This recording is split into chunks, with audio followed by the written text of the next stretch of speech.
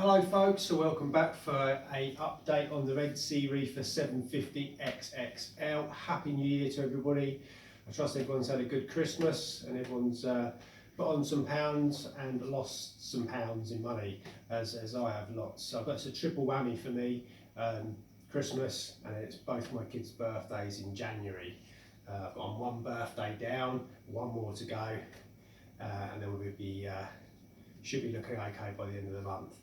So yeah, for me it's been okay because I've been in the waiting period for the cycle for this tank to finish. So I've been waiting all over throughout December since the last update for the tank to finish cycling.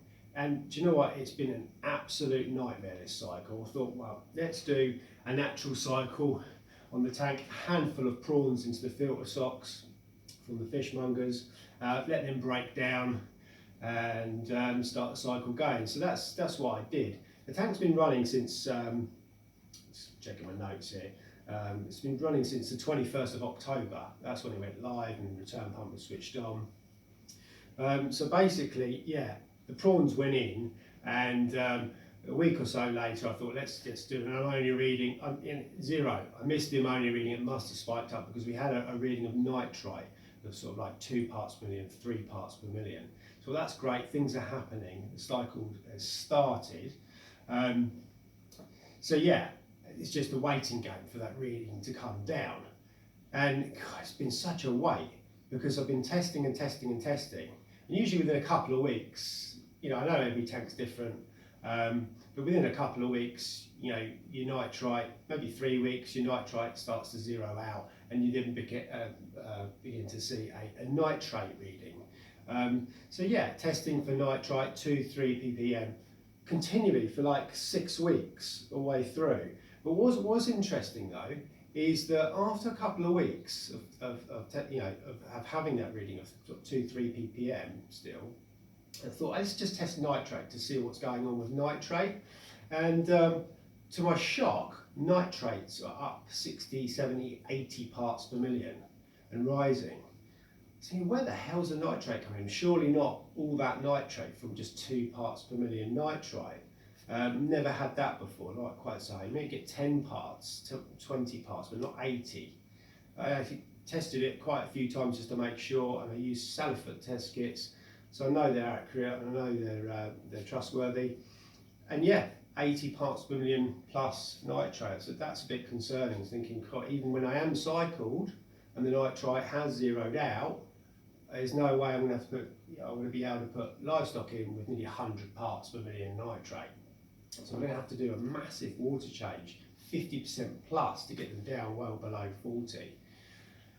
So that was a bit concerning. So what I'd done is I thought, oh Christ, what am I going to do? Let's try, start dosing some Nopox early on. So I dosed some Nopox in, before the cycle had finished, and I got a massive cloud, the water really cloudy, so I thought let's back off with that. Let's just wait till we've zeroed out with your nitrite, and then come on with it, then tackle the nitrates once it's cycled. So it's just painstakingly waiting all the way up to Christmas for the nitrite to zero out, and it's just sticking at 2 ppm. It's frustrating. I'm thinking I'm going to have to go drastic measures and dose the tank with a load of bacteria like Dr. Tim's or ATM's colony. I thought we'd just wait, we'll get into the new year and see what happens then. Maybe so every tank's different, and the cycle's stalled somehow, but let's just be patient and see what happens. And it was just after Christmas, I think it was the day after Boxing Day, me and my son, we tested, just to expect it to be at 2 ppm, same as it has been done for the past 6 weeks previous. And to our shock, it was like, right, yeah, it zeroed out. So I tested it again just to make sure, yeah, zero. So the cycle is completed. I thought, right, okay, let's have a look at the nitrates now. This would be the one to see how high the nitrates are, because they're going to be through the roof. Because they were at 80 ppm. Tested nitrates, and they were at, to my shock, let's have a look, they took like 20 ppm. They went down to 20 ppm. So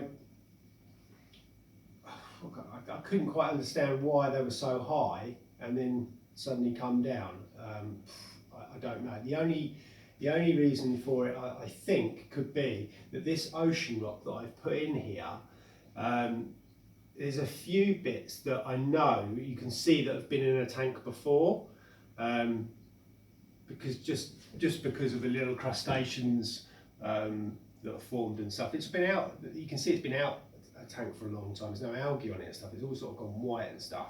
But the trouble is with ocean rock or any type of rock that's been in anybody else's tank for any length of time, if they've had not high nitrates, then nitrates get sucked into the rock, and obviously when you put them into a new system with no nitrates and fresh water, they can start leaching out. So I think that's what's happened, is that any nitrates locked into the rock started to leach out, and hence why I had such a high reading. Anyway, moving on. So I thought, well, okay, 20 parts per million nitrate, that's okay, I can deal with that. Let's get on with the no-pox, the Red Sea's no-pox. Let's see if we can tackle it and get it down.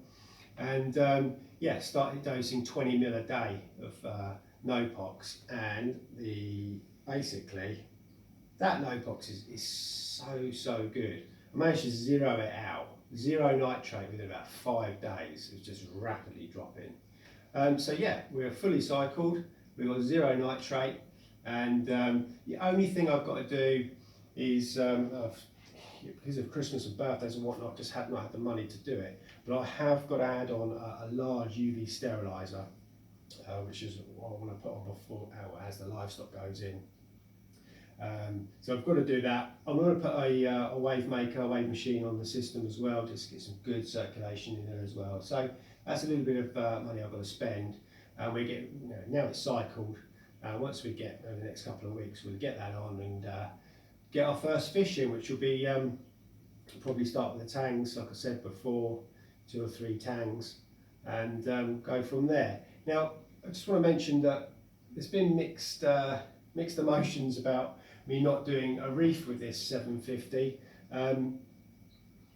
The reason being is basically I just wanted a little bit of a break from because it's such hard work doing an SPS dominant reef tank. You have to be all over it all the time, and if you're not going to be successful. It's simple as that. You get out what you put in, and I just thought I don't want to do the repeat of that and be 2 years in. What am I going to do with this coral growing out of tank? So, me and my son, we really wanted the big fish, the big characters, and that in the tank. So, yeah, it is going to be a predominantly semi-predator tank, this, with big fish, as I've said before. But I am going to try. We're going to put another Kessel on the tank, just to get a little bit more intensity of light, and we're going to try some soft corals in here as well, just to see how we go. Now, the fish that are going in are all going to go in small, so hopefully they shouldn't eat the coral. It's going to be an experiment, but yeah, I agree, people, it's a shame we're not doing corals. I'm not going to say I'm never going to do corals in this tank. The plan I've got, I'm going to stick to. It's going to be predominantly all big fish only, but we are going to try some soft corals in there, so GSP, pulse coral, stuff like that, just to see how we get on. It all depends on water quality. If I can keep the nitrate below 30 parts per million, we should be okay with softies. We just see, it's going to be an experiment. We get the fish in, we get a bioload up, and heavy doses of no-pox. Be interesting to see what sort of water change routine I've got to put in place for the tank. Hopefully not a great deal, because I'm in the middle of sorting that out now. As you can imagine, doing water changes on this tank, you're going to need some big containers to do it. So yeah, water butts at standby. I've got one water butt, and yeah, we're going to have to get another one food grade for the mixing of this fresh water to go in, freshly mixed salt water to go in. But yeah, so yeah, that's UV. So I'm just checking through what I've got to cover. So yeah, we're going to get livestock in here within the next couple of weeks. Hopefully by the end of the month we should have some life in here, something for you guys to have a look at. Thanks everybody for all your comments on the past few videos. I say it's been mixed emotions about the plan I got for this tank, but you know, it is what it is, and that's what I plan to do. I can't always reply to everything. Thanks for everyone for all your nice comments. I can't always reply to all of them. There's just so many comments, but really appreciate the comments. I do read them all. Okay, so yeah, please, you know, comment and give your opinions below on every upload. That's really appreciated. What I am going to do, the plans for this year is I am going to try and do a upload to YouTube every single week. So every week there's going to be something for you guys to watch. Yeah, and every week I'm going to do something different. So you know, we might do equipment spotlight on you know, on pieces of equipment in the tank that I'm using. We're going to do a fish spotlight. What is going to be quite exciting is we're going to do a shop tour actually of all things aquatic in Hawkhurst, and we're going to do some voucher giveaways and stuff. So there's lots going to be going on with the channel, and yeah, it's exciting times ahead. It's just been painstakingly waiting for this cycle to finish. It's annoying, but like with anything with marine tanks, patience pays off in the end. The tank's running really well. The overflow system is all dialed in. It's been good as well because you can use this time whilst it's cycling just to check that everything's running good, you know, temperature and whatnot. But yeah, what I'm going to do is just take the camera off the tripod, give you a little closer look at everything on the tank. Let's have a look. Bear with me 2 secs.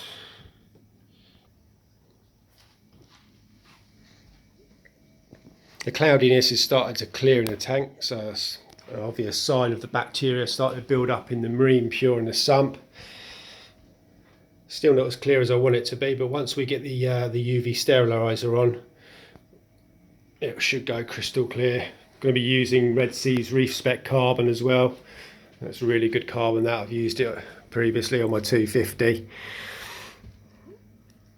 We're going to be using Roa Phos to deal with phosphates as well. Obviously, yeah, we're going to be dosing Nopox, so that should deal with nitrate and phosphate. But it'd be nice to get, be interesting to see how low I can get the nitrates with a big bioload. It's going to be a good experiment, this. So yeah, all we need to add on is the UV sterilizer, which is going to go up in this corner. I'm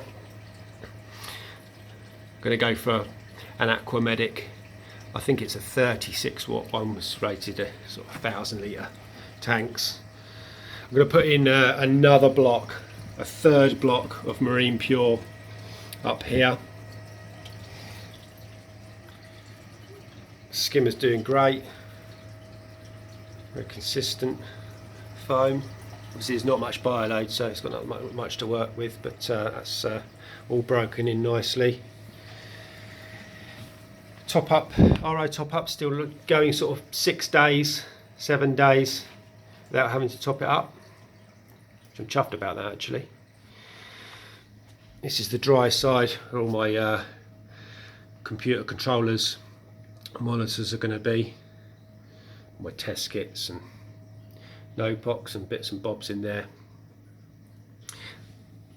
Power supplies, it all needs tidying up and labelling properly.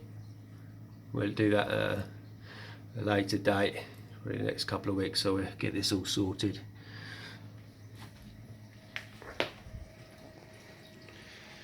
To light the sump up, what I'm using is just that strip LEDs, the flexible strip LEDs, eBay, about 15 quid, very cheap. You can change the colours on them, so I'll demonstrate now quickly.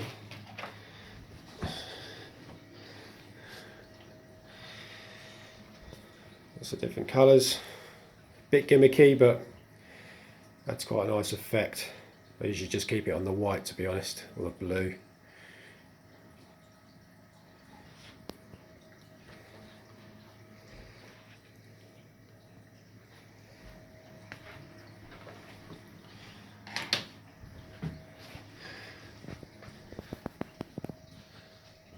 I'll tell you what I have added actually. anybody else has got one of these Reefer 750s. The only thing I don't like about the Reefer 750 is underneath the stand comes on these adjustable feet underneath, which I'll show you underneath here, all these adjustable feet all the way along. When you're looking at the tank, you can see them. Now I've put this black, you get an option of using either the black or the white for this bottom section. Some people put the black in so it looks like the cabinet's sort of floating. I used the white because I wanted it all to look white, but it just didn't like the feet at all. I slipped the black spare panel in front against the carpet, and I'll just show you, shut these up. And what's nice is it hides the feet. You don't see the feet, so it looks a lot cleaner looking. So just a little tip if you want to try that out.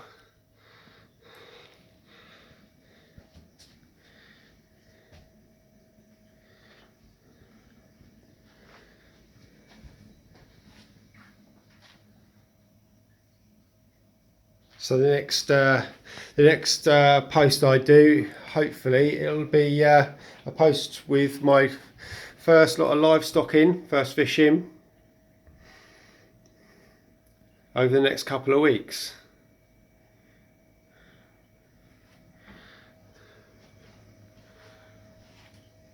Thanks for watching, folks. If it's the first time you've tuned into the channel, hit the subscribe. Any comments you've got, please put them in the comments box below.